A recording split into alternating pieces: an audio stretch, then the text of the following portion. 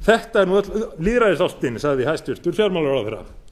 Já, ekki virðist aðkoma Vinstri grænna hafa breytt miklu. Enn Samfylkingin í stjórn nú með Vinstri grænum, og hvert viðhorfið til þingsins, samstöðu, dreifingar valds og alls þess sem hæstvirtur fjármálaráðherra núverandi talaði svo skörungslega fyrir. Hafi stjórn Samfylkingar og Sjálfstæðisflokks sett met í að einangra hjá sér vald, þá slær ríkisstjórnin sem nú situr það met. Markvisst unnið að því að svipta stjórnarandstöðuna sem flestum stöðum. Formennska í nefndum, ekki að ræða það. Nýja valdstjórnin gengur meira þess svo langt að kaupa nýjasta flokkin á þingi til lags við sig til að ná enn fleiri nefndarsætum af stjórnarandstöðinni. Þetta nú öll lýðræðisástin. Sami ráðherra talaði eins og félagar hans Samfylkingarfólkið mikið að hjá hinni nýju stjórn yrði almenningi haldið upplýstum raunverulega stöðu mála. Allt ætti að vera upp á borði. Hann gleymdi bara að nefna að borðið væri í læstu dulkóðuðu leyniherbergi í fjármálaráðuneytinu. Bilið milli orða og gjörða stjórnarinnar birtist þó hvergi jafn glögglega og í viðbrögðum við tillögum frá fólki sem ekki innvígt, svo ekki sé minnst á það sem kemur frá öðrum flokkum. Þegar minnihlutastjórnin var mynduð, án þess að hafa sýnt fram á hvernig hún ætlaði að uppfylla skilyrðin að koma til móts við skuldsett heimili og atvinnulífið, sögðust forsvarsmenn stjórnarinnar ætla að þiggja tillögur frá Framsókn ef okkur þætti ekki nóg að gert. Þegar stjórnin sinnti ekki hlutverki sínu, lagði Framsókn fram ígrundaðar tillögur í efnahagsmálum. Þrátt fyrir fyrirheitin hafði stjórnin ekki einu sinni fyrir því að kynna sér tillögurnar og hefur eflaust ekki gert enn. Ein tillaga var hins vegar valin úr og óhemju kröftum eitt í að snúa út úr henni og reyna að kveða hana niður. Hefði hæstvirtur forsætisráðherra gefið sér jafnmikinn tíma til að kynna sér tillöguna og hann eitt í illa ígrundaðar athugasemdir það sem hann hélt að til hann gengi út á, hefði mátt vinna mikið gagn. Á meðan komu engar lausnir frá stjórninni og hafi ekki komið enn. Sífellt fleiri gera sér grein fyrir því að skuldaleiðrétting óhjákvæmileg, en ríkisstjórnin heldur áfram að berja höfðinu við steinin. Það má ekki ræða tillögur utan stjórnarflokka. Í staðinn halda stjórnarflokkarnir áfram að tala fyrir stórundarlegri og raunar stórhættulegri stefnu í efnahagsmálum. Rétt eftir kosningar voru stjórnarflokkarnir truflaðir við samræði stjórnmálinni í Norræna húsinu og myndir á gríðarlegan vanda íslenskra heimila.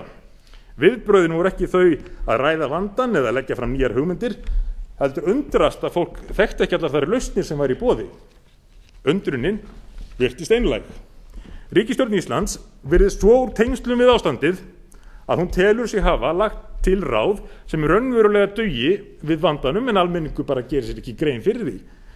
Eða svo málið sé sett í sögulegt samhengi, ríkisstjórnin var sagt að í landinu væri fólk sem ætti ekki fyrir brauði og hún spurði af hverju það borðaði ekki bara köku. Nei, vandinn er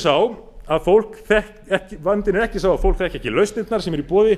Það vita líklega flestir nema ríkisstjórnin sem enn svo upptekin af því að fagna sögulegri valdatöku vinstri manna að hún man ekki til hvers hún var kosin.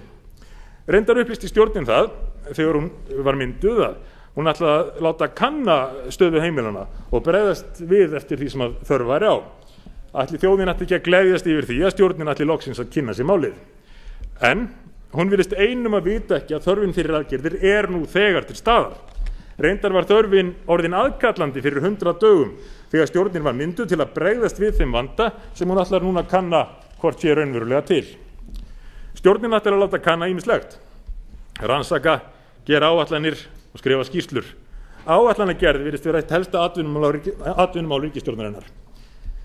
Svo stendur til að nefndir og ráð flokksmanna samþætti áætlanirnar.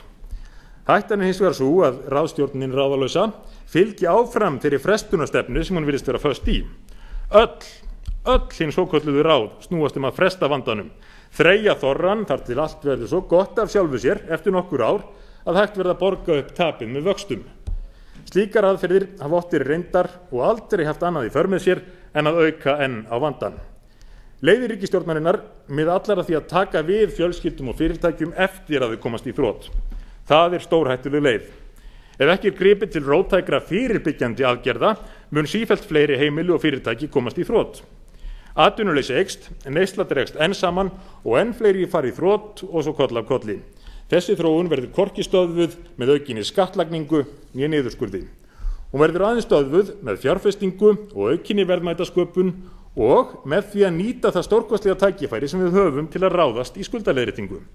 Íslendingar hafa meiri þörf en nokkur önnur þjóð til að bregðast við vandanum með afgerandi hætti og svo vill til að við höfum líka betri tækifæri en nokkur önnur þjóð til að gera það. Ef við gerum það kemst Ísland fyrst út úr heimskreppunni og við höfum þá allt sem þarf til að byggja upp fyrirmyndarsamfélag þessarar litlu þjóðar eða stóru fjölskyldu. En til þess þarf samvinnu og aðgerðir og fólk sem talar fyrir slíku og hefur valdið verður að sýna í verki að því sé alvara. Var ríkisstjórninni alvara með að innleiða ný vinnubrögð, að upplýsa almenningum stöðu mála, að jafna hlut stjórnar og stjórnarandstöðu, að koma atvinnulífinu af stað? Var ríkisstjórninni alvara með að slá skjaldborg um heimilin?